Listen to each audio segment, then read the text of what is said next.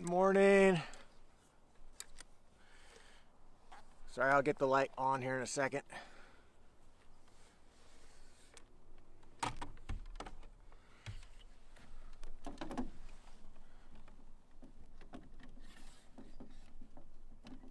Oh, getting there. Hello, Barbara. Oh, my light. Oh, no. I don't have light this morning.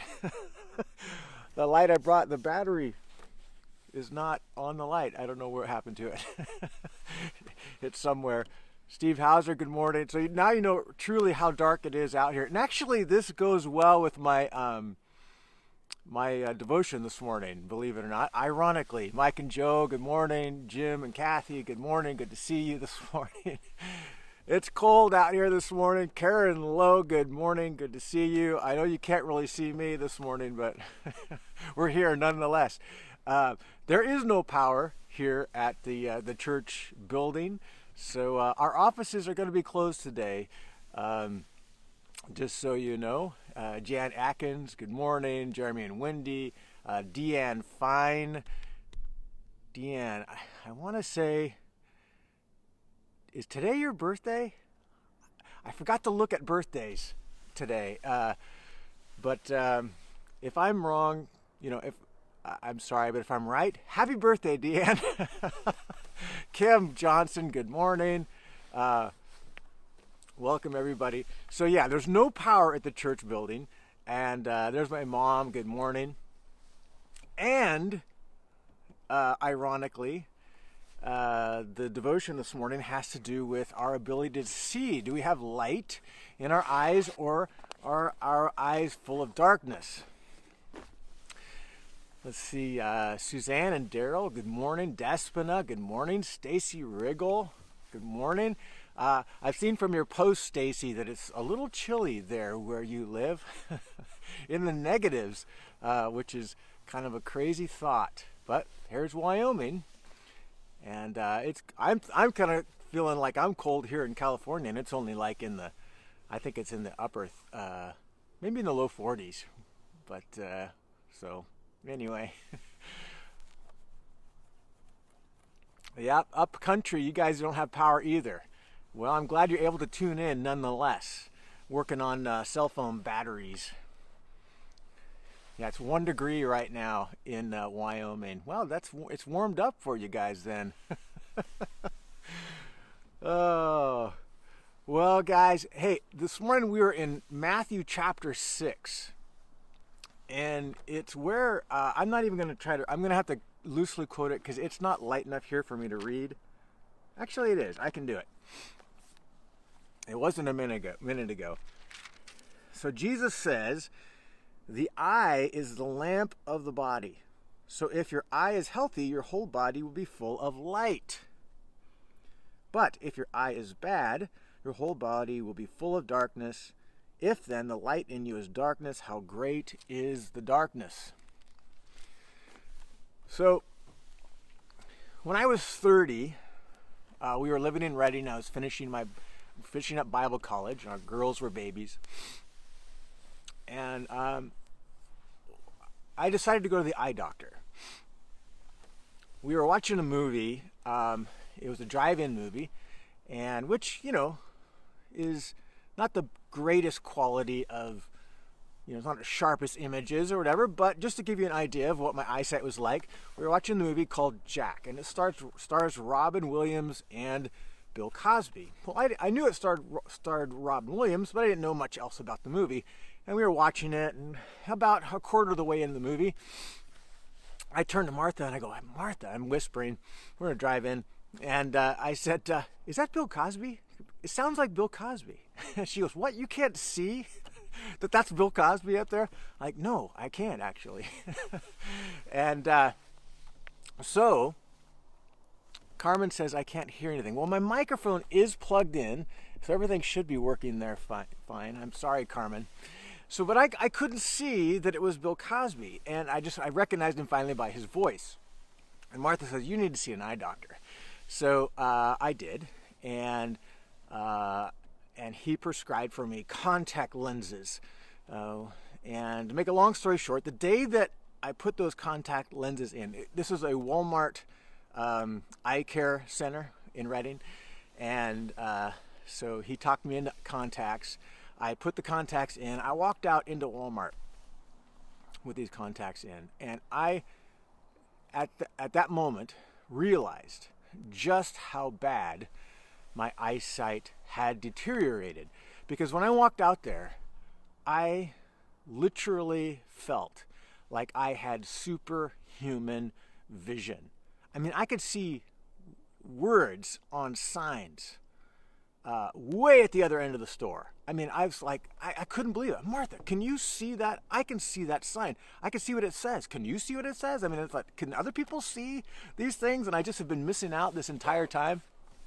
That was the reality that I was living in. I just had grown so accustomed to not seeing things clearly that I just thought this is how everybody saw.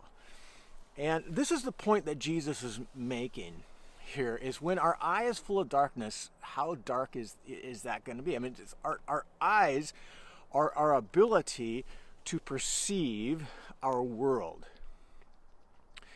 And Jesus here is specifically talking about the self-deception that accompanies materialism and consumerism. Why do I think this? Well, the statement just before, we talked about it last week, is where your treasure is, there your heart will be also. And the statement he makes immediately after talking about the eye being the lamp of the body, he says a slave can't serve two masters. You can't serve both God and money. So sandwiched in between these two statements about wealth and what we value is this statement Jesus makes that the eye is the lamp of the body.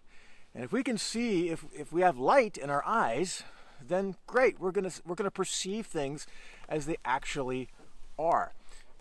But if our light, the light in our eyes is darkness, then we're not going to be able to see things clearly. We're not going to be able to value things as they truly need to be valued. And what is the greater context? Jesus is saying, I am teaching to you kingdom principles.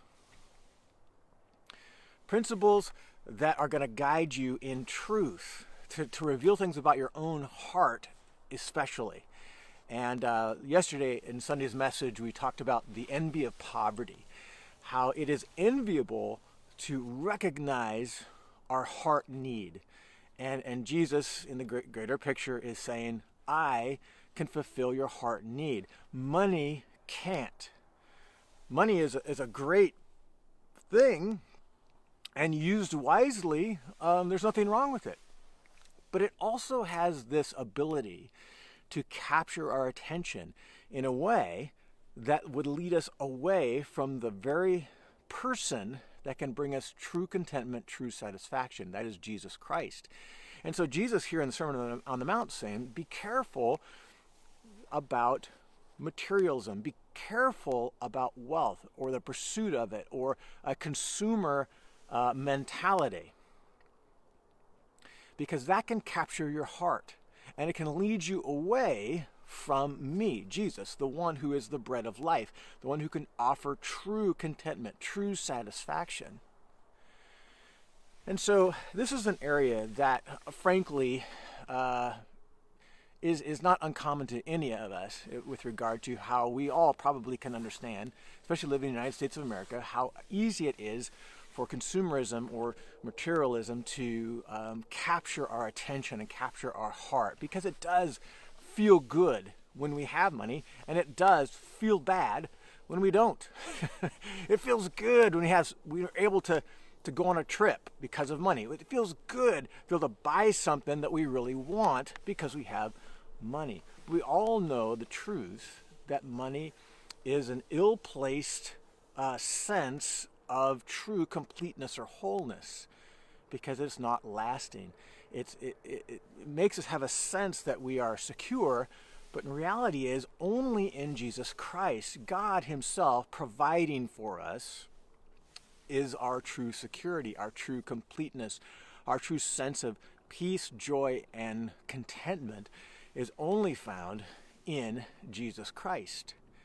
And so, of all things in this world, that have the ability to capture our attention and displace our sense of well-being, it's money, it's wealth, it's materialism, it's a sense of I want something, I want to obtain something, and I'm going to work hard to get it. It becomes our focus, our heart's focus. Jesus says, protect your heart, open your eyes, that your eyes see with kingdom values what is truly valuable.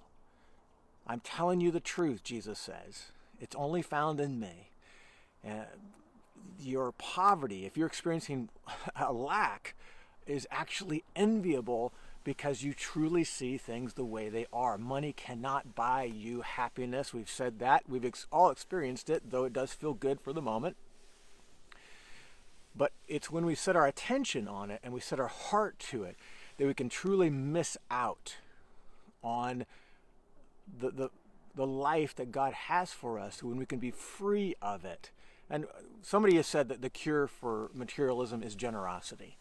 If you have trouble with focusing too much attention on wealth or material things or whatever, give something away. Give things away. Be free with it. That's the cure for it. But Jesus says here, make sure that your eyes are full of light, that you're seeing this world for what it really truly is. You're seeing contentment for what it truly is, and that is found only in Jesus Christ. So, I spent some time journaling about this morning and examining my own life and my own heart and my own leanings toward consumerism.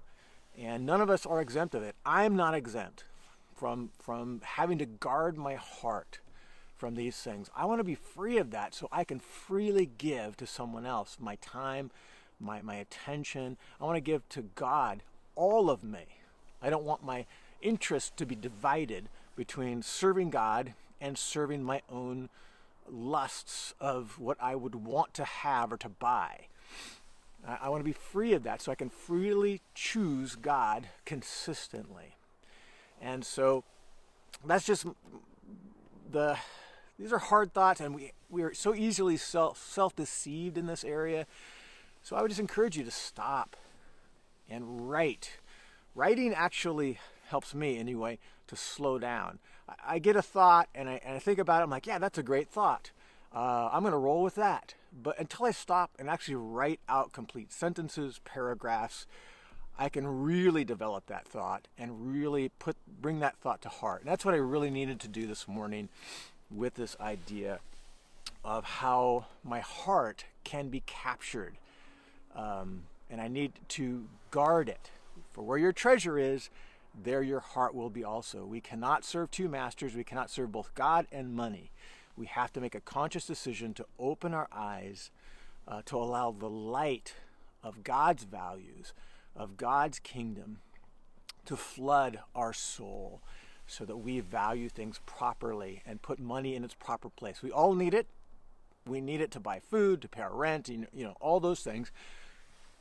But do not let it capture our hearts so that it affects how we can impact people around us for the kingdom of God. And in particular, allow God to impact and penetrate our heart in its deepest level. Our deepest desires can only be fulfilled by Jesus.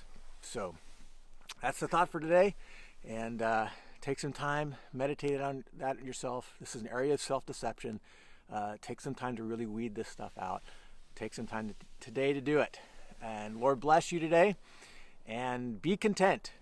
Jesus is all we need. I'll see you tomorrow.